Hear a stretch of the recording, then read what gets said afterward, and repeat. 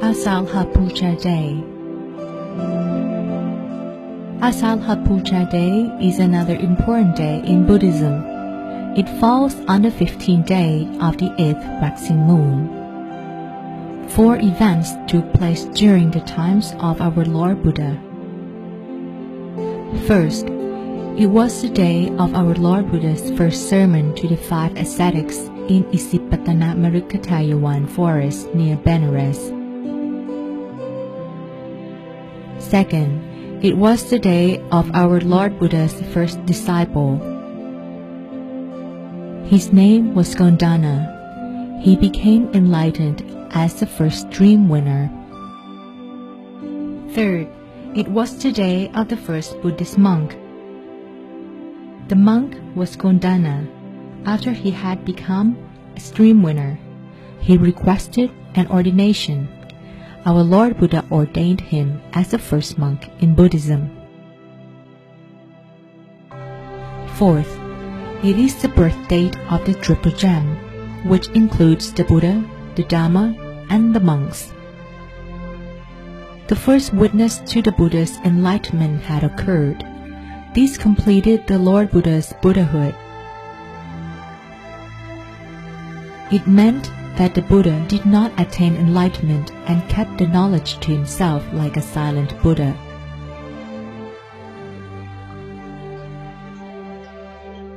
Asalha Puja Day had its beginning after the Buddha's enlightenment.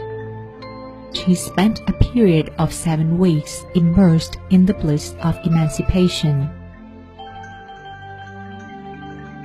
After this blissful period, he was concerned that his enlightened knowledge would be so deep and so profound that it might be difficult for beings that are thick with defilements to follow.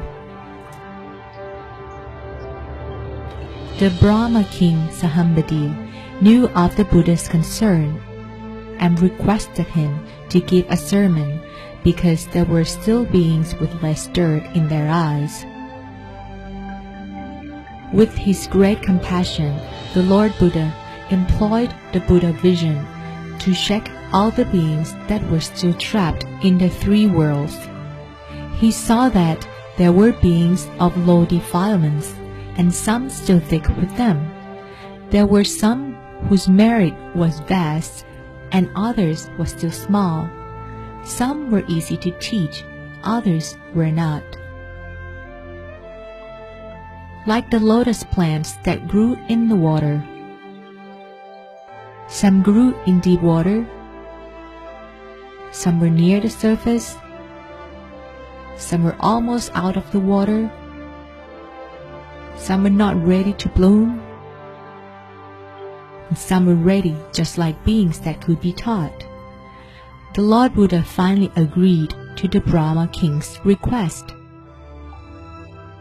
After the Brahma king departed, the Lord Buddha began to consider to whom he should give his first sermon. Who could penetrate the Dhamma readily? He considered the ascetics Asalha and Uddaka, who were brilliant and their defilements had long been kept very low. They would be able to penetrate the Dhamma quickly once they heard his sermon.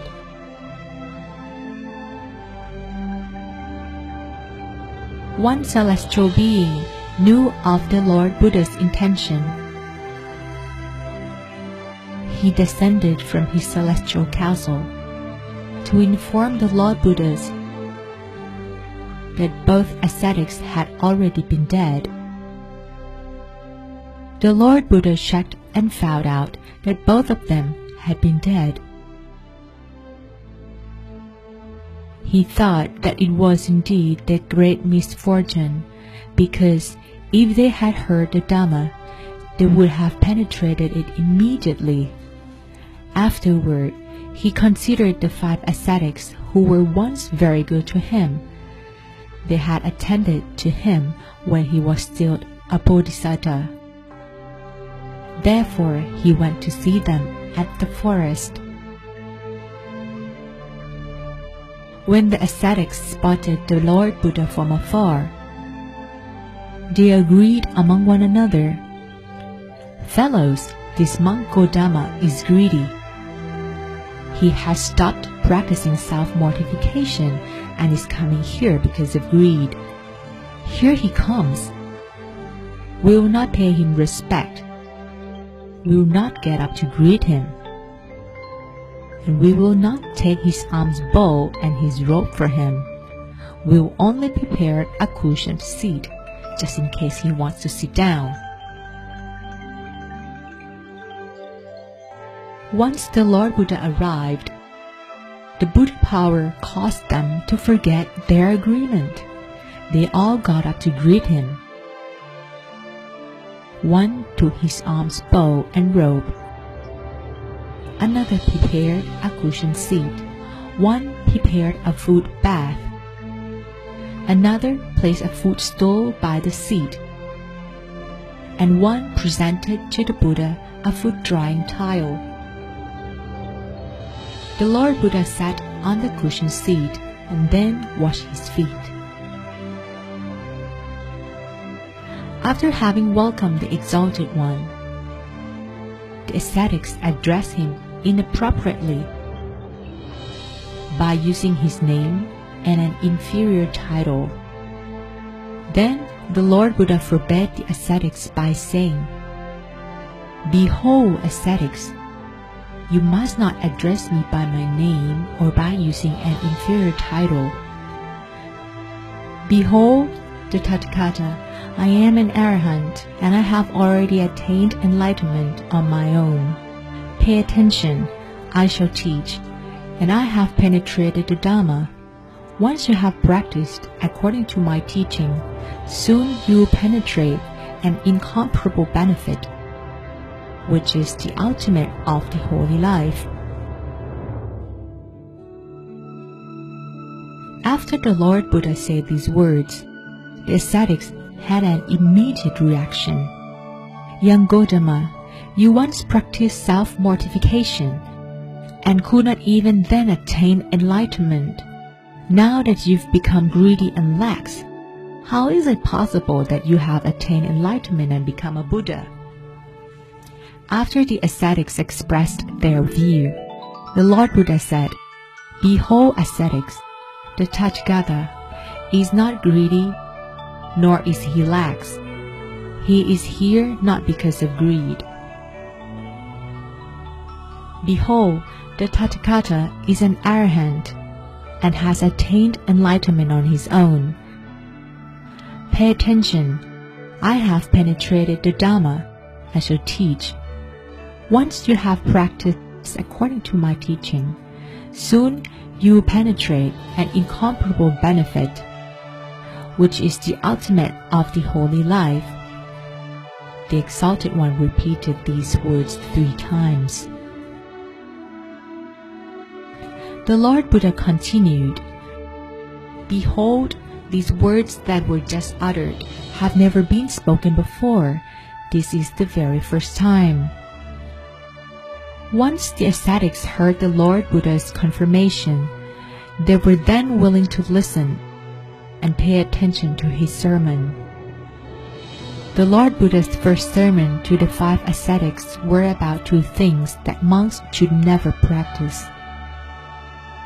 First, being involved in all forms of sensual pleasure. This lowly nature belongs to commoners, to ordinary people. It does not belong to holy individuals. It has no benefit. Second, the practice of self-mortification is not the practice of holy individuals. It has no benefit. The Lord Buddha then pressed the middle path, which led him to attain enlightenment. It includes the Noble Eightfold Path and the Four Noble Paths.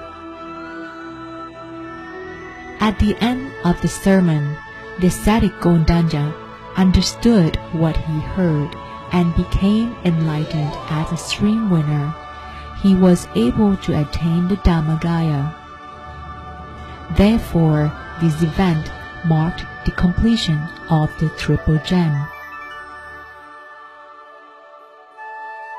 As a result of the first sermon, celestial beings in every realm, from Earth's sprites to the Brahma beings, all sang the Lord Buddha's praises. The sound resonated through tens of thousands of universes, and an incomparable brightness pervaded everywhere as a result of the celestial powers. We have now learned something about Asalha Puja Day. All of us Buddhists should deepen our faith in the Triple Gem and be determined to practice meditation so that we can attain the Dhammagaya quickly.